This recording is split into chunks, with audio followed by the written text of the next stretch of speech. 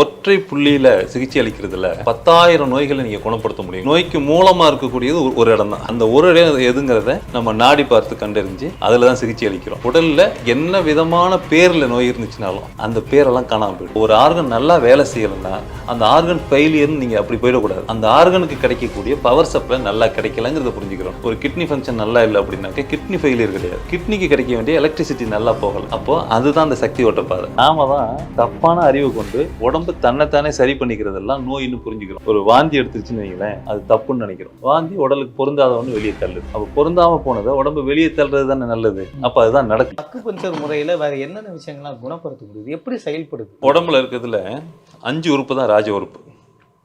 அந்த 5 ராஜ உறுப்பையும் 5 மூலகங்களோட கனெக்ட் பண்றோம். இதுல ராஜ உறுப்புல மூளை வராது. ராஜ உறுப்புல மூளை வராது. கழுத்துக்கும் வயிற்றுக்கும் இடையில இருக்கிற இந்த உறுப்புகள் மட்டும்தான். இதுக்கு நேரடியாக சக்தி ஓட்ட பாதை சேனல்ஸ் அங்க குறைபாடு இருக்கலாம். ஒருவேளை அந்த ஆர்கன் இயங்குறதுலயோ இல்லை சக்தி ஓட்டத்துல மந்தமோ ஏதோ ஒரு காரணம், என்ன வேணாலும் காரணமா இருக்கலாம். அப்போ ஒரு ஆர்கன் நல்லா வேலை செய்யலைன்னா அந்த ஆர்கன் ஃபெயிலியர்னு நீங்க அப்படி போயிடக்கூடாது. அந்த ஆர்கனுக்கு கிடைக்கக்கூடிய பவர் சப்ளை நல்லா கிடைக்கலங்கிறத புரிஞ்சுக்கிறோம். ஒரு கிட்னி ஃபங்க்ஷன் நல்லா இல்லை அப்படின்னாக்க கிட்னி ஃபெயிலியர் கிடையாது. கிட்னிக்கு கிடைக்க வேண்டிய எலக்ட்ரிசிட்டி நல்லா போகல. அப்போ அதுதான் அந்த சக்தி ஓட்ட பாதை. உங்களுக்கு இந்த உடல்ல இருக்கிற பஞ்சபூதமும் வெளியில இருக்கிற பஞ்சபூதமும் சேர்ந்து நல்லா வேலை செய்யணும். அதுல எங்கேயாவது சிக்கலாகி போயிடுச்சுன்னா, தடையாகி போயிடுச்சுன்னா உள்ளுக்குள்ள இயங்குற இயக்கம் கெட்டு போகும். அதை சரி பண்ணி கொடுக்கறதுக்காக அந்த சக்தி ஓட்ட பாதையை திரும்ப சரி பண்ணி கொடுக்குறது தான் அக்குபஞ்சர் ட்ரீட்மெண்ட். அதுக்கு நீங்கள் அந்த நாடியை பார்த்துட்டு எது கெட்டிருக்குது, எந்த புள்ளி கெட்டிருக்குது அப்படிங்கிறத கரெக்டாக கண்டுபிடிச்சிட்டு அதை மட்டும் ட்ரீட்மெண்ட் பண்ணணும். ட்ரீட்மெண்ட்டுங்கிறது டச் பண்ணலாம், இல்லை ஷார்ப்பாக இருக்கிற நீடிலோ, இல்லை கூர்மையாக இருக்கிற ஏதோ ஒரு விஷம் இல்லாத முள்ளோ, அப்படி ஏதோ ஒரு கூர்மையான ஒரு பொருளை கொண்டு பண்ணலாம். ரொம்ப ஷார்ப்பாக இவருக்கு இந்த நோய் தான், இந்த நோய்க்கு இதுதான் ட்ரீட்மெண்ட் பாயிண்ட் அப்படின்னு சரியாக தெரிஞ்சு அதில் ட்ரீட்மெண்ட் பண்ணாருனாக்க அதுதான் சரியான ட்ரீட்மெண்ட். இந்த உடம்புல இருக்கக்கூடிய ஒரு வியாதிகளுக்கு நோயின்னு பேர் வச்சிருக்குன்னு சொல்லியிருந்தீங்க. அதை க்யூர் பண்ற அக்குபஞ்சர் மெத்தட் பத்தி. உடல்ல ஏற்படக்கூடிய சங்கடங்களை தானாவே க்யூர் பண்ணிக்குது. நாம தான் தப்பான அறிவு கொண்டு உடம்பு தன்னைத்தானே சரி பண்ணிக்கிறதெல்லாம் நோயின்னு புரிஞ்சுக்கிறோம். எதெல்லாம் சொல்றேன் பாருங்க. ஒரு வாந்தி எடுத்துருச்சுன்னு வைங்களேன், அது தப்புன்னு நினைக்கிறோம். அதுக்காக ஒரு ட்ரீட்மெண்ட் போகணும்னு நினைக்கிறோம். வாந்தி உடலுக்கு பொருந்தாதவன்னு வெளியே தள்ளுது. வாந்தி எடுக்கிற ஒருத்தருக்கு வாந்தி எடுக்கிற மாதிரியே இருந்தாவோ இல்லை அப்படியே செட்டில் ஆயிடுச்சுன்னா அவர் நல்லா ஃபீல் பண்ண மாட்டார். வாந்தி வந்ததுக்கு அப்புறம் தான் அப்பாடான்னு ஃபீல் அந்த சௌகரியங்கிறது வாந்தி ஆனதுக்கு பிறகுதான் அது சௌகரியம் இருக்குது.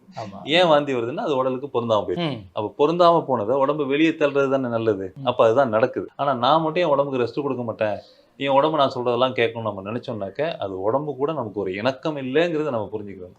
உடம்பு முதல்ல மதிச்சுக்கணும். உடம்பு எனக்கு முடியலப்பா, கொஞ்சம் உட்காரு, ரெஸ்ட் எடு, படுத்துக்கன்னு சொல்லும்போது படுத்துக்கிறோம், பசிக்குன்னு சொல்லும்போது சாப்பிட்றோம்ல, அது மாதிரி எனக்கு முடியலை, இந்த அழுக்கெல்லாம் வெளியே தள்ளிடுவோம், நம்ம சுத்தமாக இருப்போம் 2 பேரும் அப்படின்னு சொல்லும்போது அதை அலோவ் பண்ணுவோம். அது நம்மள ஆரோக்கியமா அதுவே சரி பண்ணிக்கும். அதுவே சரி பண்ணக்கூடிய டெக்னாலஜி. இப்படி எல்லாமே தானா ஈஸியா நடக்கிற மாதிரி மனிதனுடைய டிசைனே அப்படி இருக்கு. எல்லா உயிர்களோட டிசைன் அப்படிதான் இருக்கு. அக்குபஞ்சர் ட்ரீட்மெண்ட் எடுக்கிறது அப்படின்னாக்க நான் இதெல்லாம் ஃபாலோ பண்ணாதான் எனக்கு சரியாகுமா, நான் லைஃப் ஸ்டைல்லாம் ஃபாலோ பண்ணாதான் எனக்கு சரியாகுமா? நீங்க எதையும் மாத்தலைனாலும் உங்களுக்கு இப்போ 30 வயசுன்னு வச்சுக்கோங்க, இது வரைக்கும் நீங்க உடம்பை எப்படி எல்லாம் கெடுத்திருந்தாலும் நீங்க இது வரைக்கும் செஞ்சுக்கிட்டு இருக்கிற எந்த லைஃப் ஸ்டைலையும் மாத்தாம அப்படியே இருக்கிறபடியே இருந்து இது வரைக்கும் வந்திருக்க நோயை நீங்க கிளியர் பண்ணிக்க முடியும். எப்படி சார் சொல்றீங்க? எனக்கு இதுவே புதுசா இருக்கு. இப்போ எல்லாரும் இது கொடுக்க ஆரம்பிச்ச பிறகு நான்வெஜ் சாப்பிடக்கூடாது, டைமுக்கு தூங்கணும், இந்த மாதிரி நிறைய ட்ரீட்மெண்ட்ஸ் எந்த பத்தியமும் கிடையாது.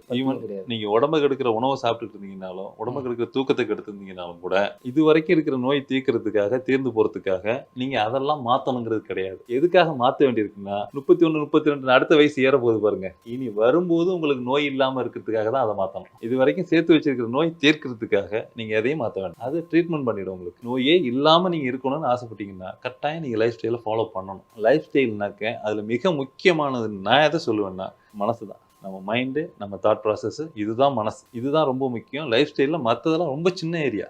நோய் தீர்த்துக்கிறதுக்காக நீங்க எந்த பத்தியத்துக்குள்ளயும் போக வேண்டாம், அதெல்லாம் எந்த அவசியமும் இல்லை. இனிமேல் நோய் வராமல் இருக்கணுங்கிறதுக்காக நீங்க லைஃப் ஸ்டைலை ஃபாலோ பண்ணீங்கன்னா நோய் வராது.